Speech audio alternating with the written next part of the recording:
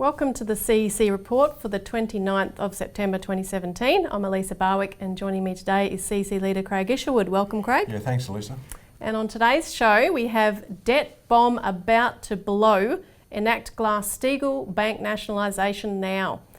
And Corbyn kicks political revolution into high gear in UK, time for Australia to move. So firstly today, debt bomb about to blow, enact Glass-Steagall, bank nationalisation now. Now we're in the midst of a new global financial crisis, much worse than the last, and in the midst of that there is a drive to change what has been an informal financial empire from the City of London and Wall Street and change it into an explicitly dictatorial financial regime. And you can look at past shows to see the discussion about in Australia about turning APRA, the Prudential Regulatory Agency, into a mechanism that during a financial crash would step in, can take over the boards of banks and run the whole show without any accountability for that. In Europe, you've had, of course, the drive for bail-in, where during a crash they now have the power to confiscate people's deposits, and underway under discussion in the European Union by the current President of the Union, Estonia, is also a discussion to be able to freeze bank accounts for between 5 and 20 days. So that's the kind of thing we're talking about. And right now we are facing this showdown moment because we have bubbles galore, debt bubbles that have grown even bigger than 2007-08, and they're all about to explode. And I'll put up a few graphics in the background while we're talking, which are from a webinar that was just held in the United States on the 26th of September. This was in Washington, DC, organised by citizens and labour groups and held in the offices of the major American union, the AFL-CIO, and we'll show you a clip from it very shortly. But as you can see on the screen, they compare today's bubble to the 2000 dot-com bubble, which was one bubble, the 2007 housing bubble, and as you can see today, they're referring to the everything bubble because it's not only the real estate bubble, but you've got the stock market bubble, the auto bubble, the corporate credit bubble, you've got cryptocurrencies, you've got consumer debt, and it's all there on a hair trigger. Now, one possible hair trigger, Craig, is the Bank for International Settlements recently declared that all of the gambling done by banks called off-balance sheet derivatives should actually be counted as debt, and we talked about that on last week's show. If that's pursued and banks are made to account for that gambling, that could blow it. Another trigger could be what's being discussed in the US this week, which is that in October, the US Federal Reserve will begin winding back quantitative easing. The head of JP Morgan, Jamie Dimon, has said we don't know how that's going to play out. It's never happened before. You also had Deutsche Bank that has warned that QE windback could trigger a new global crash. A Bank of England Policy Committee member has said there could be new and unanticipated shocks. And Albert Edwards of Societe Generale, he has warned, here you have the Bank of England and other central banks that have blown up these bubbles, and they've got a schizophrenic policy because now they're warning of the consequences of what might happen when they blow. And then if you add to that the US corporate bubble, which is really one of the gravest dangers right now, the IMF already said that a 20% default could come of corporate debt if there's an interest rate rise. And regarding the UK, which has explosive growth in consumer debt bubbles, Larry Elliott in The Guardian has also said Britain's debt time bomb is primed and ready to go off at any time. So this is a very serious situation, and we're not suggesting quantitative easing should be continued, to stop it from blowing. So what really is the solution that we need, Craig? Well, Elisa, a lot of people's eyes might be glazing over. What do you mean by this? Because I just have trouble paying the bills. I'm just trying to make enough money to pay the bills, and the mortgage is going up, and I don't know how this all works. Well, the problem is that effectively since 2008, you've had a global financial crisis, and it hasn't been fixed. Instead, in the US, you've had initially George Bush and Barack Obama bail out the banking system to the tune of trillions and trillions of dollars. And that money has simply been sucked into the banks, where they've literally pumped up the existing stock market by lending that money at zero interest rates into corporations, into the banks, where those corporations have gone into buying back their own shares or giving that money, lending that money out in terms of corporate bonds, creating all these extra bubbles, right? So what's happened is you end up with more and more of this speculation. They've also used it for buy these things called derivatives. Instead of using that money to fund real infrastructure, manufacturing, create real jobs, increase the real physical economy where people are actually getting the benefit, that hasn't happened. So we're at the point now where the system is one gigantic bubble, as you said, a conglomeration of this speculation. So when people are starting to see that they can't make ends meet, this is the end result. So the solution is very simple. You have to recognise that this is a political problem. Governments have to step in and say we have to separate out the existing banking system that we need for commercial needs, the necessary boring bank, as we call it, boring banking, which is your depositing systems, your loans and your mortgages and so forth, your retail banking or commercial banking, away from all the investment and speculative banking. Separate that up and have two separate banking systems. That's called Glass-Steagall. That's the name that we use today. That's the name that Franklin Roosevelt used for legislation back in 1933, where he did the same thing. So that's what we're proposing for the Australian banking system, and it's also movements, of course, all around the world for the same idea. You have to have a sound, government-supported banking system, but it has to be highly regulated and it has to play by the rules.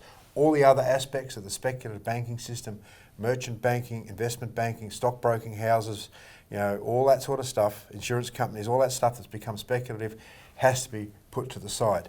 And then you actually have to have a national bank to govern and dictate to the rest of the banks how you run the credit policy of the nation through your government. And this webinar was really historic for the United States, with major unions and citizens groups campaigning for Glass-Steagall. So we're going to show a clip of two politicians, Democratic Congresswoman Marcy Kaptur and Republican Congressman Walter Jones, from that webinar. Thank you so very much for all who have come to join this webinar on restoring the Glass-Steagall Act, or H.R. 790 in the House of Representatives, which is the Prudent Banking Act, restoring prudent banking for our country. I want to thank Public Citizen, the AFL-CIO, the Americans for Financial Reform, and Our Revolution Northeast Ohio for helping to arrange this wonderful briefing. It's 9 years after the largest financial crisis in modern history, and we still have work to do. And what we still need to do is to separate the risky speculative behavior that caused the meltdown in the first place, throwing millions of Americans out of their homes and taking away large segments of their wealth, separating speculative banking from prudent banking. And that means, if you think about it today, the average senior citizen or person who has a certificate of deposit earns almost no interest. That's the bank paying you rent for your money. And when you get so little, believe me, they're taking your money and making loans and charging 7 and 8 and 9% interest, and you don't benefit from that. What we want to do is we want to go back to prudent banking, where consumers are respected, where customers are respected, and money not being siphoned off and invested in high risky speculative investments in other countries many times. The big six on Wall Street, who control 2/3 of the money flow in our country, are the ones that are outsourcing our jobs. They're the ones that have this vast wealth that they can move around the world. But guess what? You're paying the price. And so your webinar is going to help people understand how to use their own money more wisely, and we need your help in passing H.R. 790 in the U.S. House of Representatives. We now have about 60 co-sponsors. We could use another 60, and we're close to then third base and getting to home plate. Thank you so very much. Good luck in your webinar today. Thank you for being a part of this movement to get more and more people in Congress to understand that we need to reinstate Glass-Steagall. And the reason I feel so passionately about this is because I was here and voted years ago to repeal Glass-Steagall. And I saw the mistake that I made then and how that mistake has accumulated over the years and has really, in my opinion, financially speaking, brought about a threat. And we need to do everything we can to strengthen the banks. And if we're going to do that, we need to reinstate Glass-Steagall. But we cannot do that without you. I've worked with different groups up here many, many days, many years to try to get more and more members of Congress to join us in reinstating Glass-Steagall. I've worked with Marcy Kaptur, a Democrat, a very dear friend of mine. I'm a Republican, and yet I am sad to say that right now we need more Republicans to join in this effort to reinstate Glass-Steagall, but we can't do it without you. Please join us in this effort because it's our children's future. And if our banks aren't strong, then America's not strong. You can make the difference. Thank you. So we could use a few more politicians in Australia like that, Craig. Yep. But we're back to talk about it right after this break.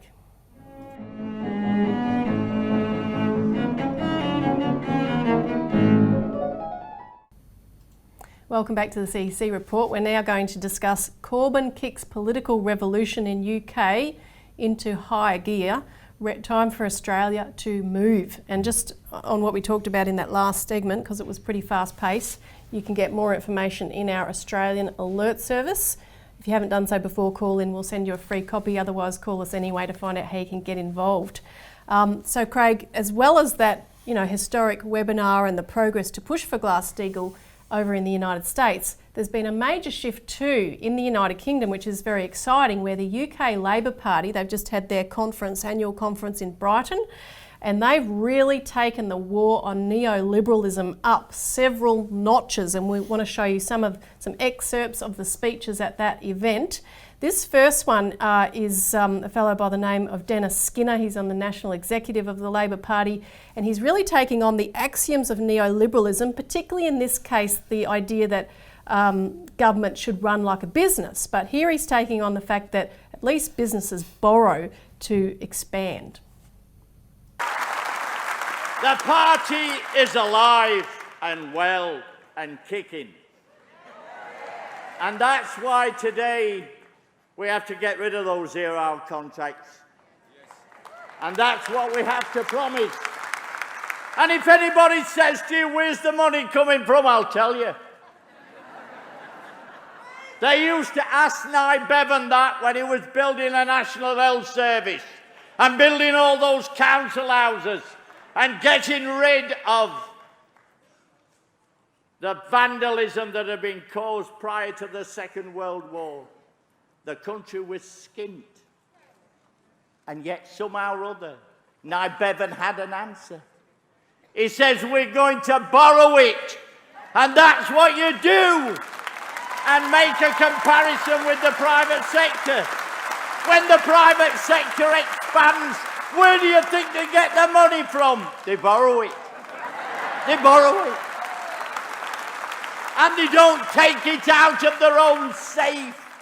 When Tesco's expand, do you think for a minute they go to a Tesco safe and get the money out? Of course they don't. They go in somebody else's safe. They borrow the money. That's what we should do. That's the answer to all those people that stick a camera in your face every day of the week as you enter this building. Tell them we'll do what the private sector do. We'll borrow the money. And so when we get rid of 0-hour contracts, and when we renationalise Royal Mail, oh, it really gets to me when they talk about the Queen's Head being privatised.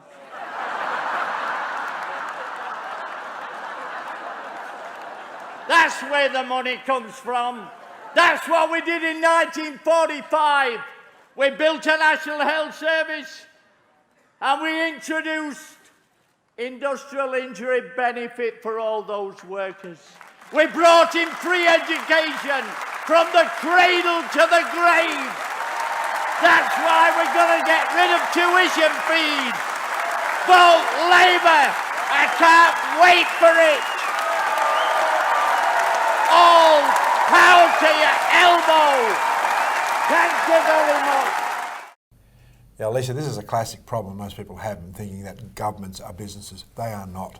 And what Dennis Skinner represents is the old idea of old Labor, where old Labor is committed to what's known as the common good or the general welfare. Governments are not businesses. They are committed to the general welfare, or should be, of all the people, from the most downtrodden and to the poor to the wealthy classes. And that means that you don't have an elite that benefit from the actions of government. Everyone has to benefit, or the country as a whole has to benefit. It's a fundamental different idea. And that was the theme taken up in this next speech, which is the Shadow Chancellor, John McDonnell, and he makes a no-holds-barred declaration of Labor's intent to renationalise everything. For and on behalf of all the people. Yep. You know, building an economy for the many also means bringing ownership and control of the utilities and key services into the hands of the people who use them and work in them. So yes, I want people to have no doubt. Rail, water, energy, Royal Mail, we're taking them back.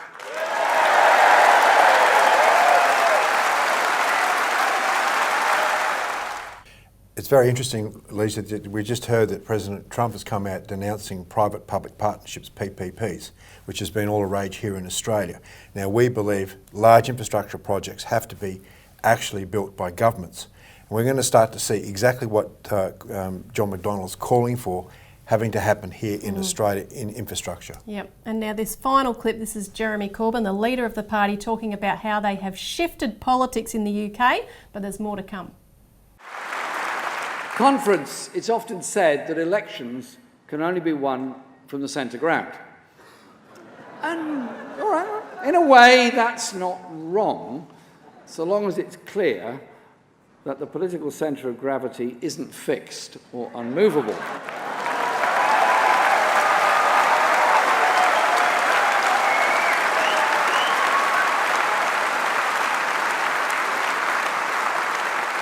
Nor is it where the establishment pundits like to think it is, because they know everything, as you know.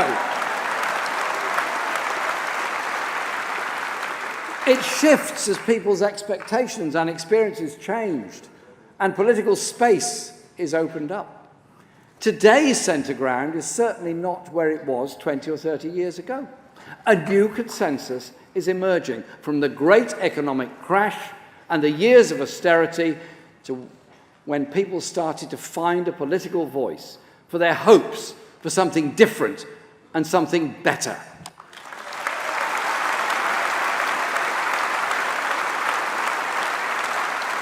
"2017 may be the year when politics finally caught up with the crash of 2008.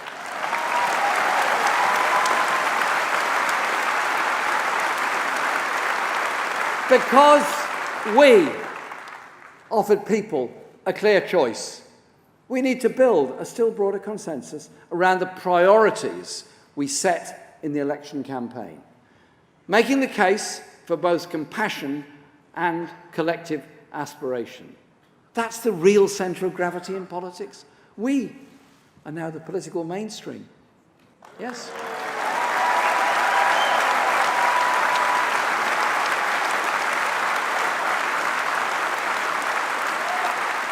Our manifesto and our policies are popular because that is what most people in the country actually want, not what they're being told they should want.